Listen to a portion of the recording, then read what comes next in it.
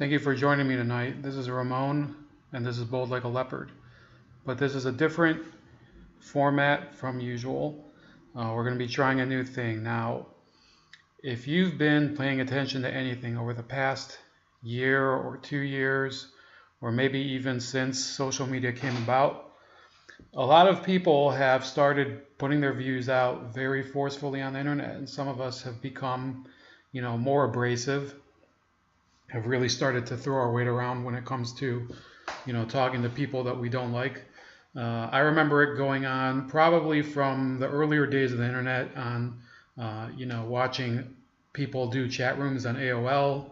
It was pretty funny, and it's pretty much gotten just more and more cringy, just the way social media goes. And what happened with me was that for about 5 or 6 years, I kind of wasn't as active on social media. I mean, I would check it, but it wasn't as important. And then I started noticing, I would still watch the news. I would still comment on news articles. And I started to notice when I started logging back onto Facebook, probably I want to say February of last year, that we've undergone a change, and I need to go back to, being the mouthy kid that I was when, during my childhood.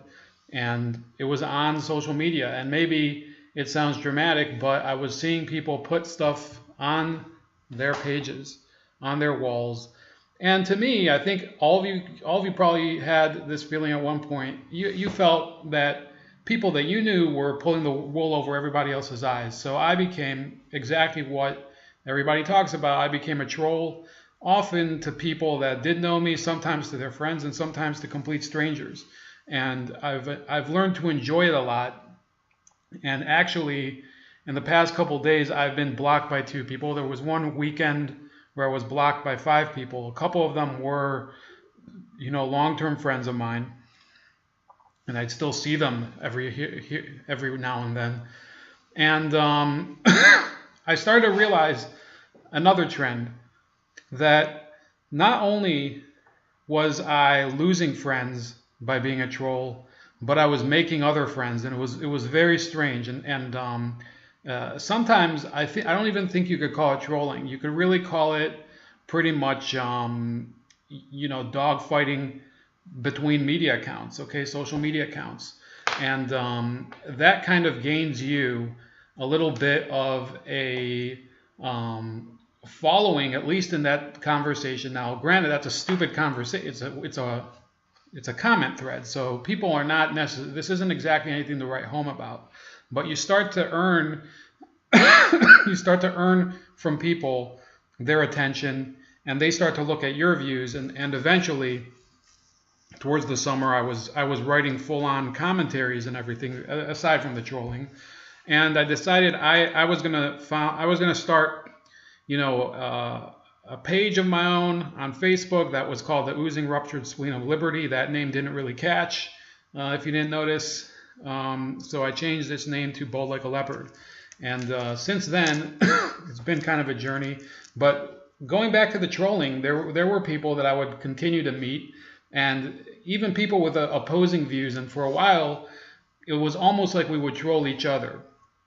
And I would get into knock down, drag out fights as far as social media went about them. And one of the groups that that came up during one of these comment threads was Black Lives Matter, and I was really in a fight with a couple members, or a couple supporters, I should say. I don't know if they were members, and they were black ladies, probably in their 30s, I think, and they were friends of a person that was kind of a progressive nemesis of mine on Facebook, and again, I'm being kind of dramatic, but that's the only way I can describe the relationship. And I sort of went and I started to talk about how I have very little belief in the movement. Now, the fact is, though, that I've never really talked to people that are active in the movement. I've met somebody, the closest I think I met somebody who was wearing one of those wrist bracelets that said Black Lives Matter. but I never met anybody that actually was a member of the movement. And there's so many topics to talk about, and there's so many things we could go into. And I decided, a while ago, I was going to try to make this into more than just shit posting and putting on my views.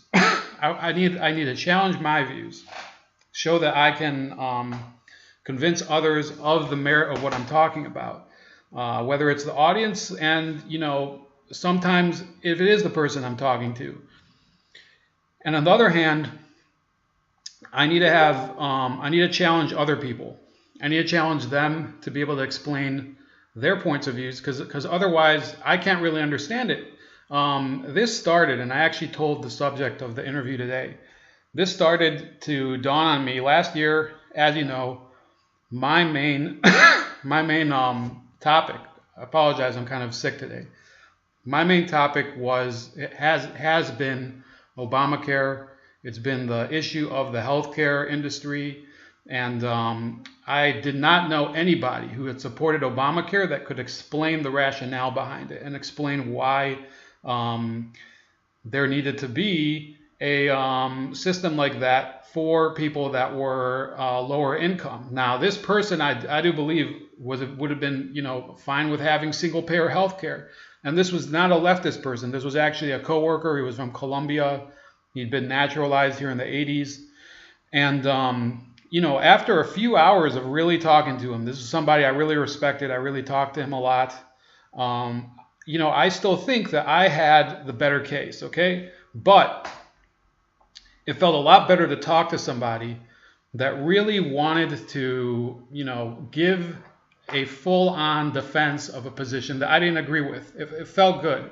And I think that from now on, who's to say I'm not going to continue enjoying trolling, but in order to really do anything with any of the knowledge that I have or any of the arguments that I have, I really have to start talking to people about the issues that they care about, even if they do disagree with me. And I'm going to start finding people that are kind of,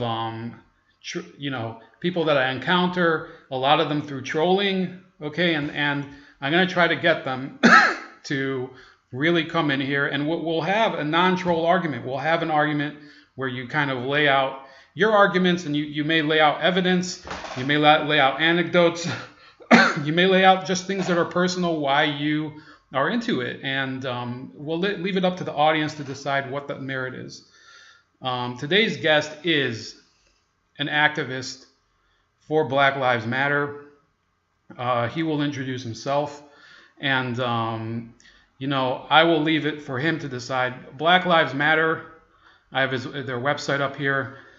We can reference any of their core beliefs and talk about what they are espousing.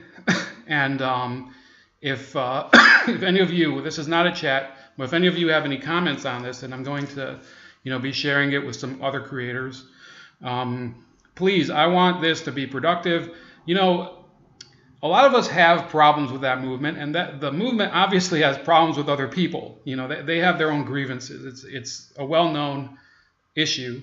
But, if we can get people to really come into the light and give really their vision of what's going on, I don't think there's really much we can complain about. There's things that can look ugly, but that's really why we're standing up for freedom of speech for people like the people that I support.